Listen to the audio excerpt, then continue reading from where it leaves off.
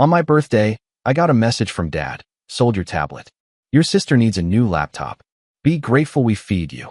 Then he added, also, you'll pay his tuition, $6,000 by the next weekend.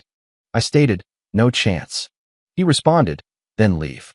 You're cut off. So I departed quietly. The next morning, they found what I left on the table. Now my sister's panicking, my mom's screaming, and my dad's contacting every number he knows. I, 22M, never expected my birthday to become the day everything changed forever.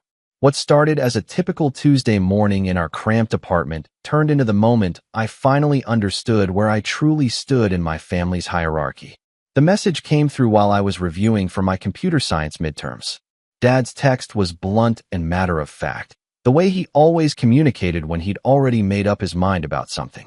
He told me he'd sold my tablet, the one I'd saved up for over 6 months working double shifts at the campus bookstore, because my sister needed a new laptop for her art classes. He said I should be grateful they still fed me, as if basic parental obligations were some kind of charity. But that wasn't the end of it. The follow-up message hit like a sledgehammer. Dad informed me that I'd also be covering my sister's tuition payment of $6,000 by the following weekend. The casual way he dropped this financial bomb on me, like he was asking me to pick up milk from the store, made my blood run cold. I stared at my phone screen, reading the message 3 times before the reality sank in. $6,000. That was more money than I'd ever seen in one place, let alone had sitting in my bank account. I was a full-time student working part-time jobs just to cover my own expenses and contribute to household bills. My response was immediate and firm. I told him there was no chance I could come up with that kind of money. The reply came back within minutes, and it was exactly what I should have expected from him. He told me to leave then, that I was officially cut off from any family support. For a moment, I just sat there in my tiny room, surrounded by textbooks and the scattered remnants of what I'd thought was my life. This wasn't the first time Dad had threatened to kick me out, but something about the timing, on my birthday, no less, and the sheer audacity of demanding I pay my sister's tuition made me realize this was different. I'd been the family's backup plan for years. When money got tight, I was the one who picked up extra shifts.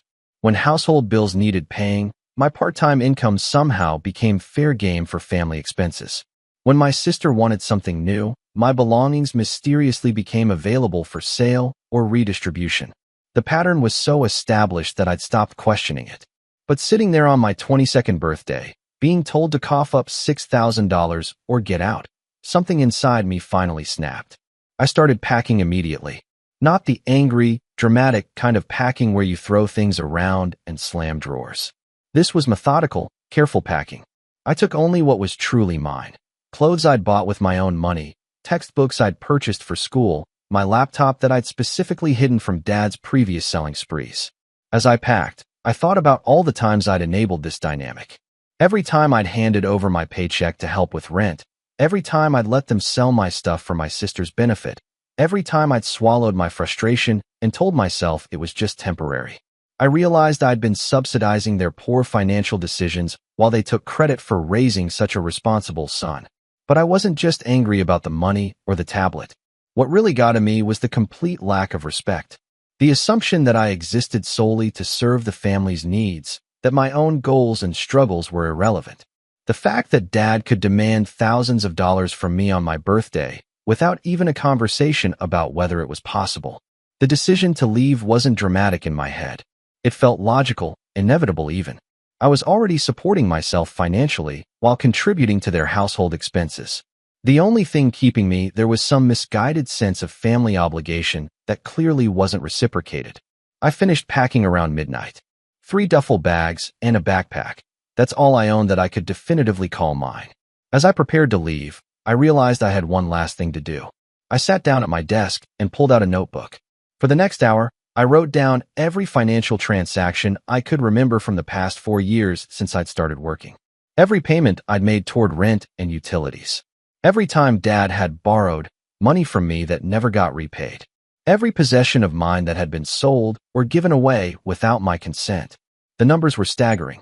Over 4 years, I'd contributed more than $30,000 to the household, not counting the value of items that had been taken from me. I'd been so focused on daily survival that I'd never added it all up before. But the list wasn't just about money. I wrote down every time I'd been voluntold to babysit my sister's kids while she went out. Every family gathering where I'd been expected to help cook and clean while she was treated like a guest. Every time my achievements had been minimized while her mediocre efforts were celebrated. I wasn't bitter about helping family. That's what families do. But this wasn't mutual support. This was systematic exploitation disguised as family responsibility. When I finished writing, I had 12 pages of documentation. I made copies of everything, including receipts and bank statements I'd kept from major contributions. Then I created a simple spreadsheet breaking down exactly how much money I'd put into the family over the years, with a calculated interest rate for good measure. I left the original documentation in a manila envelope on the kitchen table with a note. I kept the copies for my own records. The note was brief. I explained that since they'd officially cut me off, I was simply accepting their decision and removing myself from the equation.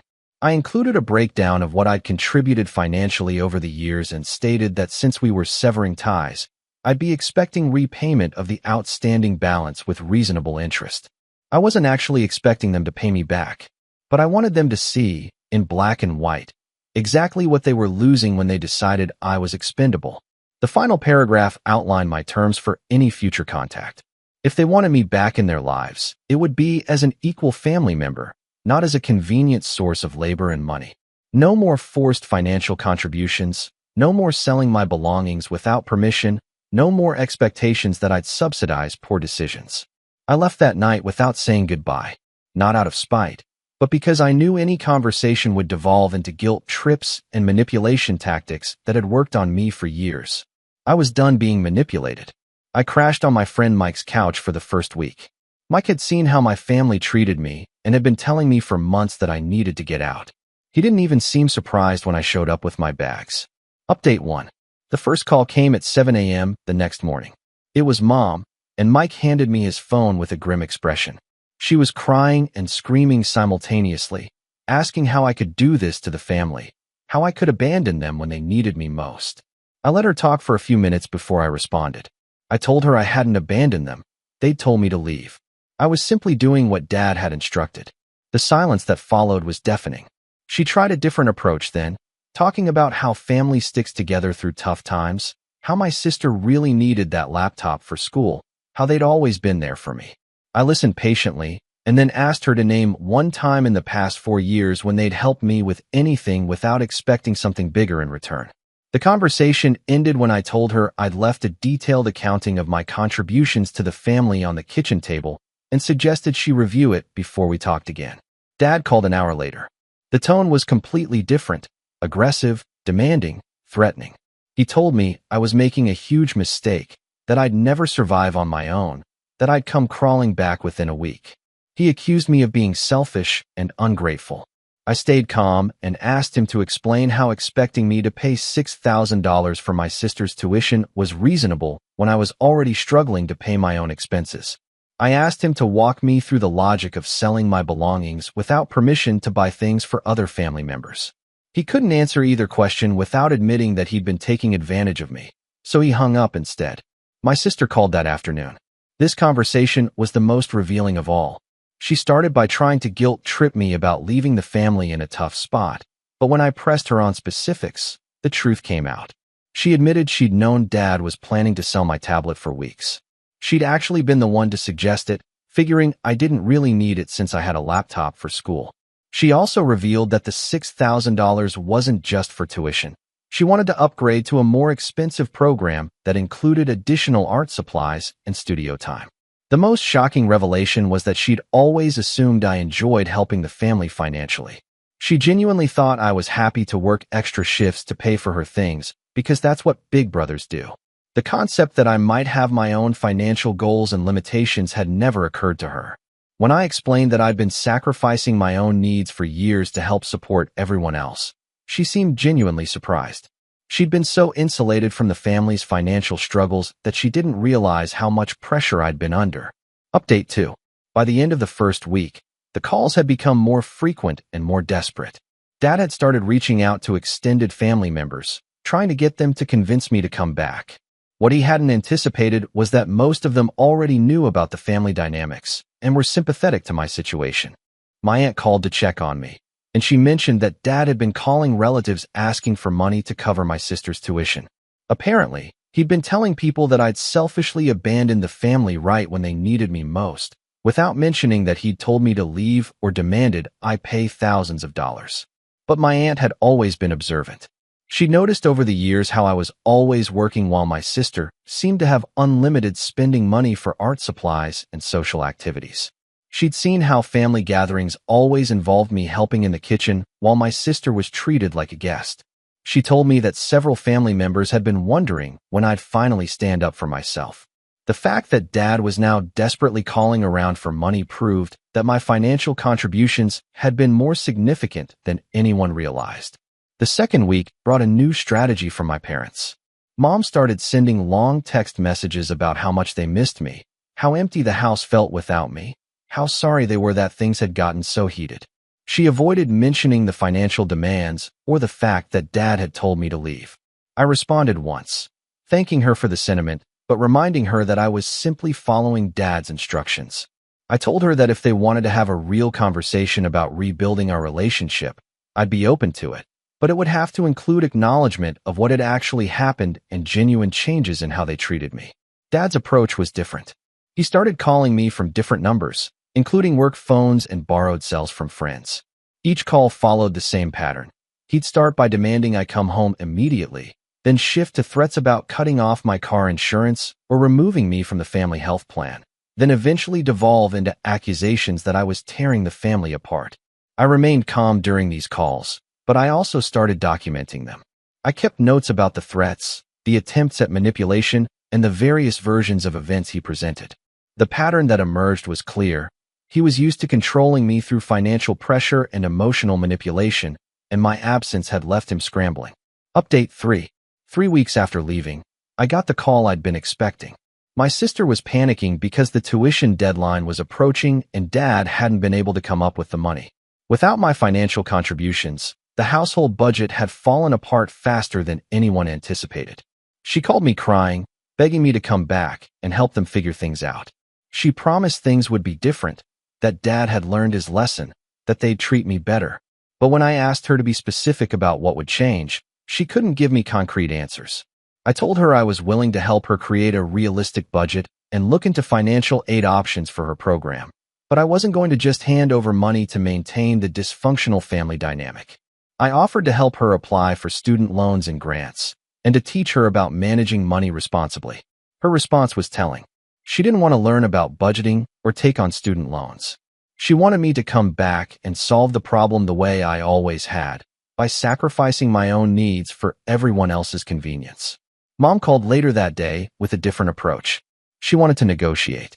She offered to have Dad return my tablet and promised that they wouldn't sell my belongings anymore. She said they'd be more careful about asking for financial help in the future. I appreciated the attempt at compromise, but I pointed out that she was essentially offering to treat me with basic respect as if it was a special favor. I explained that I wasn't looking for negotiations or promises. I was looking for fundamental changes in how they viewed my role in the family. The turning point came when my cousin called me. He'd been at a family dinner where Dad had been complaining about my selfishness and demanding that relatives pressure me to come home. My cousin had finally spoken up, asking Dad to explain exactly what had happened. When Dad reluctantly admitted that he'd told me to leave after I refused to pay my sister's tuition, the room had gone silent. When pressed for details about the $6,000 demand and the sold tablet, several family members had walked out. My cousin told me that the extended family was finally seeing the full picture of how I'd been treated, and many of them were angry on my behalf. The narrative Dad had been trying to create about me abandoning the family was falling apart as people learned the truth. Final update. 2 months later, I was settled into a shared apartment with Mike and another friend from school.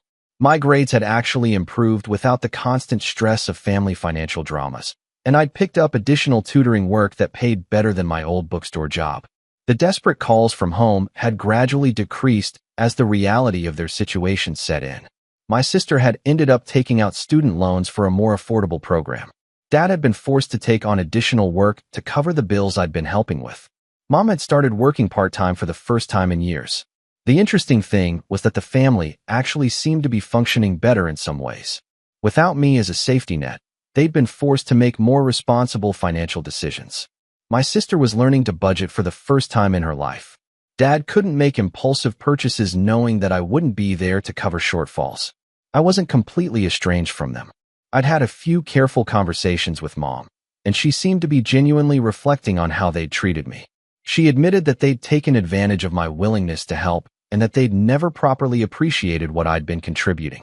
My sister had even reached out to apologize for her role in the situation. She said that having to handle her own finances had made her realize how much pressure I'd been under for years. She was working part-time now and seemed to be developing a better understanding of money and responsibility. Dad was the holdout.